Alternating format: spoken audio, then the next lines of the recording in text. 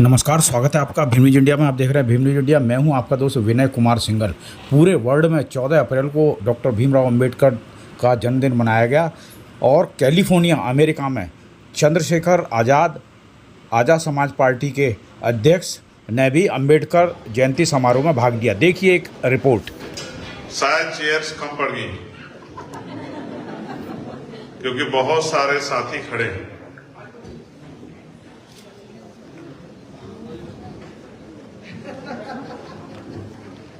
जितनी अपेक्षा हमारे कार्यक्रम के आयोजक साथियों ने की थी, शायद उनकी अपेक्षा से ज्यादा लोग आ गए, इसलिए बहुत सारे लोगों को खड़े होना पड़ रहा है। सबसे पहले तो मैं आप सभी को विश्व रत्न डॉक्टर बाबा साहब अम्बेडकर की 134वीं जयंती की हार्दिक बधाई और मंगल कामनाएं भेंट करता हूं।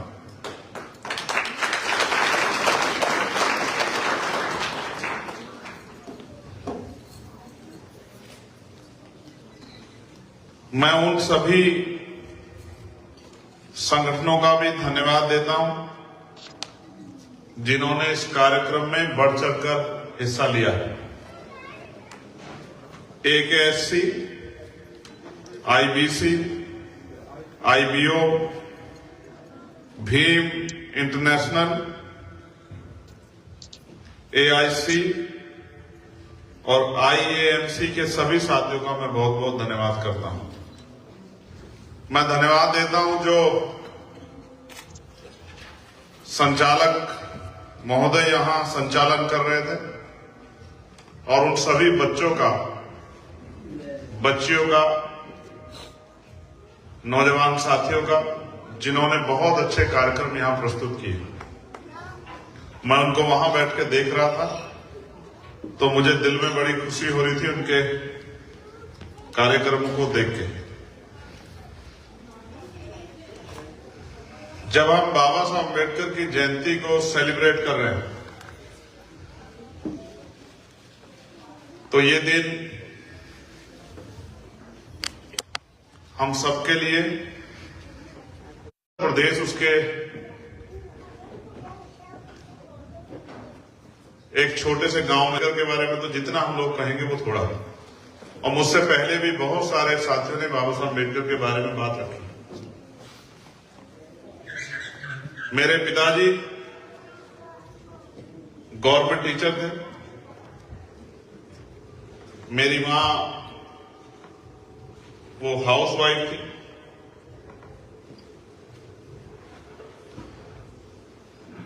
जिनकी बर्थ एनिवर्सरी हम लोग सेलिब्रेट कर रहे हैं, अगर यंग जनरेशन उनको पढ़े, जानने का प्रयास करे तो शायद आपको लगेगा कि क्या वो दुनिया और उनकी जो राइटिंग स्पीच है या उनकी जो बायोग्राफी है, अगर आप पढ़ोगे तो आपको लगेगा कि क्या ये सत्य हो सकता है कि इतना भी भेदभाव हो कि सिर्फ जाति के आधार पे एक बच्चे से उसके सपने, उसका सम्मान का अधिकार और उसका तरक्की का अधिकार जो है वो छीन लिया जाए और अपमानित करके, तिरस्कार करके गेट के कोने पे या गेट के बाहर उसको बैठकर पढ़ने के लिए मजबूर किया जाए। जब हम आधुनिक भारत में भी उसको सोचते हैं तो ये लगता है कि हम लोग उससे कितने आगे बढ़ पाए। कभी कभी लगता है कि उनकी टीचिंग बहुत कम लोगों तक सीमित हो गई, लेकिन कभी कभी सूट बूट में बैठे आप सब लोगों को देख के लगता है कि उनकी टीचिंग दुनिया तक पहुंच गई।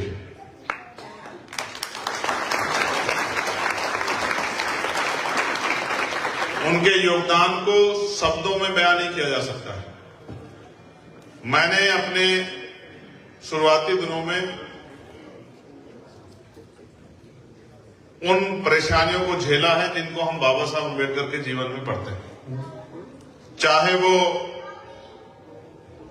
जाति के आधार पर भेदभाव हो या फिर वो आर्थिक रूप से कमजोर होने का दर्द, क्योंकि गरीबी भी खुद में एक अपराध। बहुत सारे सपने इसी वजह से पूरे नहीं हो पाए कि हमारी फैमिली उन सपनों के खर्च को पूरा नहीं कर पाई। और ये मैं अकेला नहीं हूं। जब कभी हमारे नौजवान बच्चों को अपने माता पिता से बात करने का मौका मिलेगा तो उनको जानने का अवसर मिलेगा कि ये 99% लोगों की स्टोरी है जो यहां आगे बढ़ के बैठे हैं, खड़े हैं, उनकी भी स्टोरी लगभग बिल्कुल ऐसी है। लेकिन फिर मैं कहता हूं कि हमें समय से सीख लेनी चाहिए, और जब हम समय से सीख लेते हैं तो फिर समय की रफ्तार को रोककर हम लोग तरक्की की तरफ भी आगे बढ़ते हैं। सरकारी स्कूल में पढ़ा चंद्रशेखर, 12th तक की पढ़ाई होने के बाद उत्तराखंड एक बड़ी शानदार जगह है हमारे यहाँ, मैंने वहां ग्रेजुएशन की है देहरादून में। वहीं मेरी पोस्ट ग्रेजुएशन हुई है, वहीं मेरी लॉ हुई। और अक्सर मैं अपने इंटरव्यू में इस बात की चर्चा करता हूं कि समय आदमी को कहां से कहां ले आता है। मेरे फादर ने तय किया था कि मुझे पढ़ने के लिए विदेश जाना है। इसके लिए उन्होंने अपनी प्रिपरेशन भी की थी, लेकिन शायद समय को मंजूर नहीं था। जिस समय ये बात पूरे होने का समय आया तभी मेरे पिताजी बीमार हो गए, और एक मिडिल क्लास फैमिली किस तरह का जो है बीमारी में सरवाइव करती है वो मैंने अपनी आंखों से देखा। मेरे सपने तो गए ही, लेकिन पैसे की कमी के कारण मैं अपने फादर को भी नहीं बचा पाया। यहां समानता है, यहां आदमी के जीवन की वैल्यू है, लेकिन जहां मैं जन्मा हूं वो मेरा देश है, उसमें अभी भी आदमी की जीवन की कोई वैल्यू नहीं।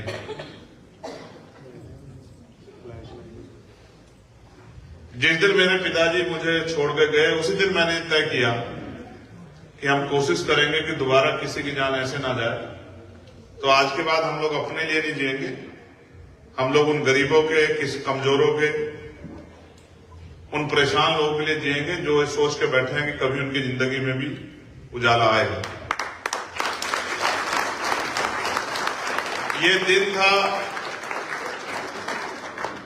12 जनवरी 2013, और आज हम लोग हैं यहां के अकॉर्डिंग 12 अप्रैल 2025। लगभग 13 साल हो गए। इस 13 साल में बहुत कुछ बदला।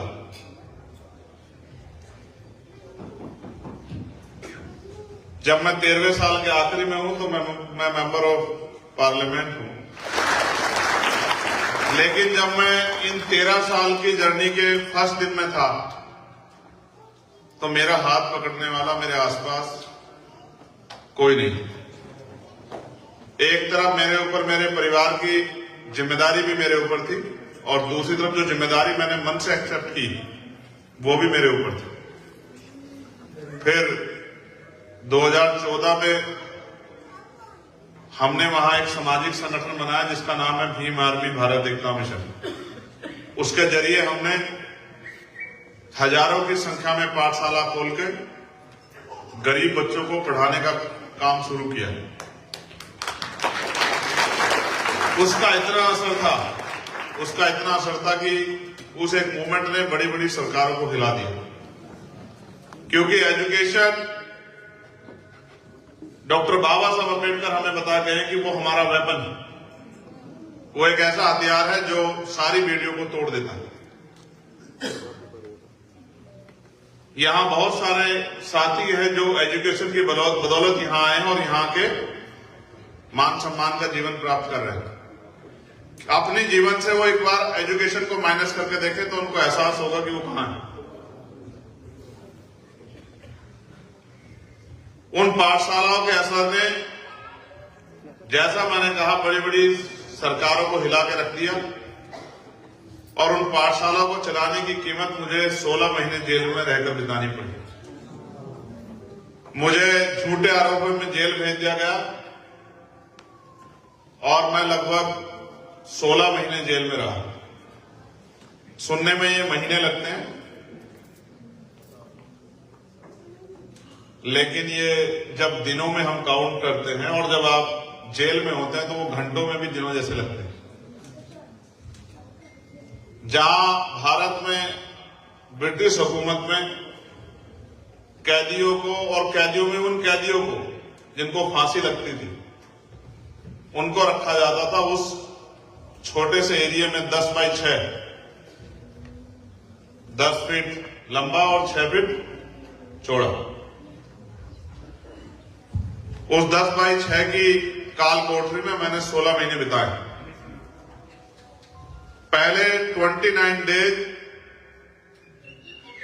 मैं इस परेशानी में था कि मैं इस लड़ाई को लड़ूं या सिर्फ अपने बारे में सोचूं या इस लड़ाई को लड़ूं।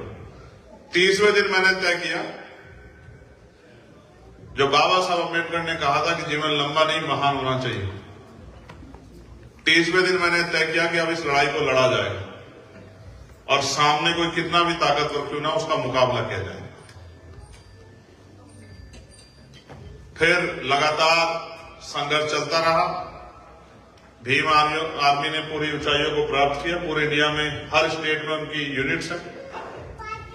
जब किसी गरीब पे अन्याय अत्याचार होता है, वो किसी जाति धर्म का हो, तो पुलिस से पहले वो लोग भीम आर्मी को याद करते हैं। भीम आर्मी के नौजवान वहां पहुंच के उनकी मदद करते हैं और जिन मामलों को पहले दबा दिया जाता था, आज उन मामलों पे कार्रवाई होती है। भीम आर्मी ने खुद को ताकत बना के साबित किया है।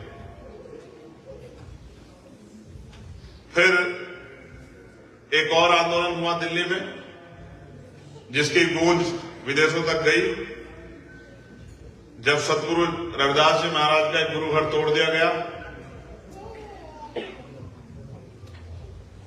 उसमें भी हम लोग 96 लोग लगभग 2.5 महीने जेल में रहे। फिर एनआरसी का आंदोलन हुआ, उसमें भी हम लोग लगभग 30 दिन जेल में रहे। तो मुझे जेल से ज्यादा घर से ज्यादा जेल में बड़ा अच्छा लगता है। जेल का खाना खाना, जेल का जीवन जीना। जेल आपको आपसे अवगत कराती है। आत्मचिंतन के लिए, जैसे जो लोग बुद्धिज्म में विश्वास रखते हैं, मेडिटेशन के लिए सबसे अच्छी जगह अगर कहीं है तो वो जेल, जहां आपका अपने ऊपर कोई जोर नहीं होता, जहां आप दूसरे से रेगुलेट होते हैं। तो मैंने जीवन के संघर्ष को आनंद की तरह जिया है। एक ऐसा भी समय आया जब पैसे से हमें लोग खरीद नहीं पाए, धमकियों से डरा नहीं पाए, जेल से मुकदमों से रोक नहीं पाए, तो गोली भी खानी पड़ी। मेरे ऊपर 4 गोली चली, एक गोली मुझे लगी भी, लेकिन फिर भी मैं जिंदा हूं। ये इस बात की गवाही है कि जिन सपनों को लेके मैं जी रहा हूं, वो सपने जब तक पूरे नहीं होंगे तब तक मैं मर नहीं सकता हूं। और मुझे ऐसा लगता है कि मेरा जीवन इसलिए है क्योंकि भारत में अभी तक जो नहीं हुआ, इस जीवन के संघर्षों में वो काम मुमकिन होगा।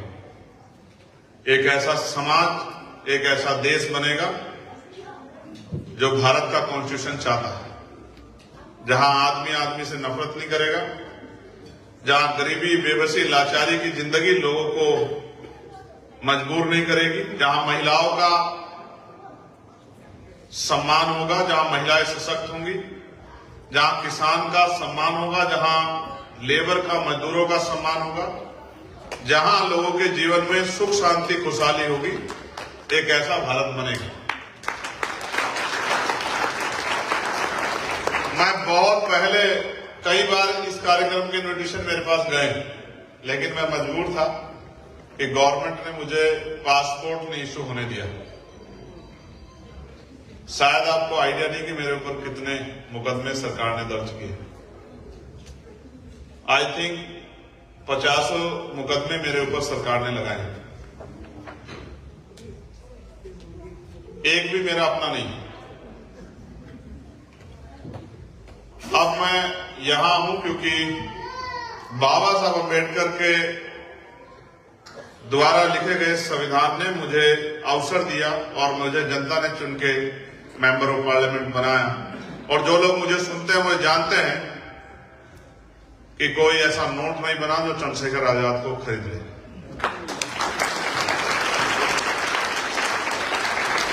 कोई कम्युनिटी ऐसी नहीं है, चाहे वो माइनॉरिटी हो या मेजोरिटी हो, जिसके ऊपर जुल्म होता है, कोई उनका कोई विषय आता है जिसको मैं नहीं उठाता। मैं आपको ऑन रिकॉर्ड ये कह रहा हूं, जिस दिन पार्लियामेंट का इस सत्र का रिकॉर्ड आएगा तो शायद मुझसे ज्यादा किसी ने आवाज ना उठाई। जब मैं गया था पार्लियामेंट में, लोग मुझे कहते थे कि अकेला चंद्रशेखर क्या करेगा, तो मैंने उनसे कहा था कि जब एक अम्बेडकराइट मेंबर ऑफ पार्लियामेंट बनेगा तो पूरी दुनिया को पता चलेगा कि अम्बेडकराइट की पावर क्या होती है। मैं बाबा साहब के शुरुआती दिनों, जब उनको कास्ट बेस्ड डिस्क्रिमिनेशन झेलना पड़ा, उस तरह का जीवन किसी को झेलना ना पड़े, बस मैं यही बात कहूंगा। उन्होंने कितने ही समय इन फैसलों से खुद को मजबूत बनाया होगा। जब हम अपने जीवन में उन फैसलों को देखते हैं तो हमें एहसास होगा। उन्होंने लड़ाई से हार नहीं मानी, उन्होंने परेशानियों का सामना किया और संकल्प लिया कि मैं इस गुलामी की बेड़ियों को परमानेंट के लिए काट दूं।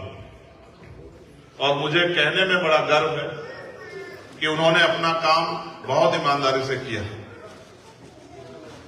अच्छा यह है कि अभी हम लोग आजाद भारत में हैं, लेकिन और अच्छा तब होगा जब भारत का हर एक व्यक्ति आजादी को अच्छी तरह जिएगा। आजादी सिर्फ सांस लेना नहीं, आजादी सिर्फ सांस लेना नहीं, आजादी सिर्फ रोटी खाना नहीं। आजादी का मतलब है कि व्यक्ति को अपने अधिकारों के साथ जीने का अवसर मिले, आगे बढ़ने का अवसर मिले, तरक्की करने का अवसर मिले और देश को आगे बढ़ाने में वो अपना योगदान कर सके। जब हम बाबा साहब को याद कर रहे हैं तो उनके विचारों के साथ आगे बढ़े बगैर हम उनको याद नहीं कर सकते। समय समय पे उन्होंने आंदोलन करके, आंदोलन के जरिए संदेश देके हमें जागरूक किया। उनके आंदोलन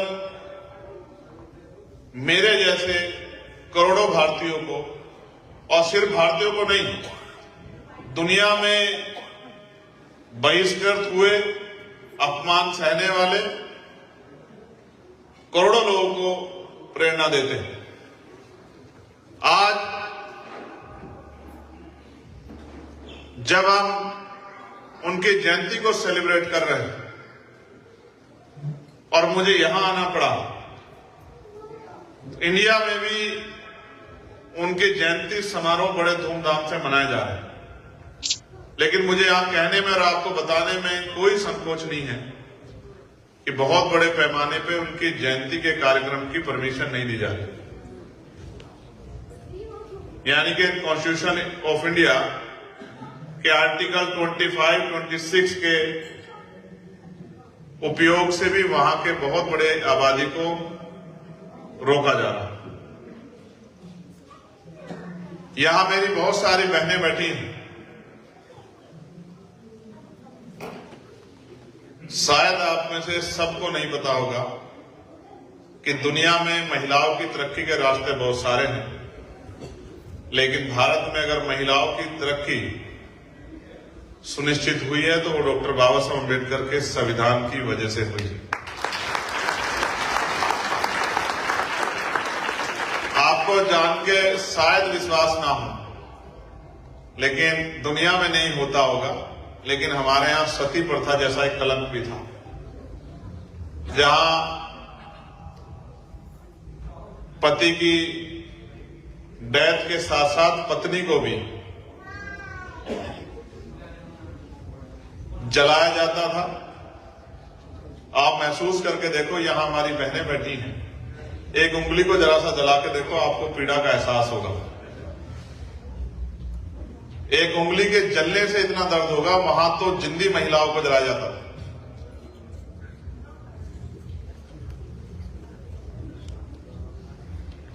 धीरे धीरे रूढ़िवादिता की बेड़ियां वहां टूटी, लेकिन वो टूटी इसलिए आसानी से नहीं टूटी। दुनिया में जिस पे मुसीबत पड़ती है वो अपनी आवाज उठाता है, लेकिन भारत में महिलाएं अपनी आवाज नहीं उठा पाई, इसलिए लंबे समय तक उनको अन्याय सहना पड़ा। मुझे ये भी कहने में कोई परहेज नहीं है कि भारत में महिलाओं को पढ़ने का भी अधिकार नहीं था। अगर उनको पढ़ने का अधिकार मिला है, उसके लिए राष्ट्रपिता ज्योतिबा फूले, मां सावित्रीबाई फूले, छत्रपति साहू जी महाराज और उनको पूर्ण आजादी देने का काम डॉक्टर बाबा साहब अम्बेडकर के संविधान ने किया है। आज अगर भारत में महिलाएं डॉक्टर, इंजीनियर, लॉयर, जज, पायलट, पंजाबी में कहते हैं सरपंच, है जी, सरपंच, वो एमएलए की कहने तो की कहने एमएलए कहने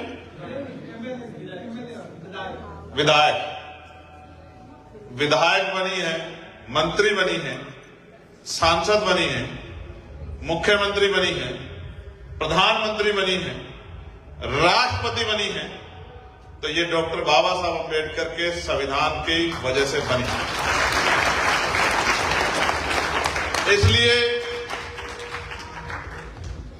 मैं और मेरे जैसे करोड़ों लोग बाबा साहब अम्बेडकर को मानते ही नहीं, उनको जीने का प्रयास भी करते हैं, उनकी शिक्षाओं पे चलने का प्रयास भी करते हैं, उनके अधूरे काम को पूरा करने का भी प्रयास करते हैं।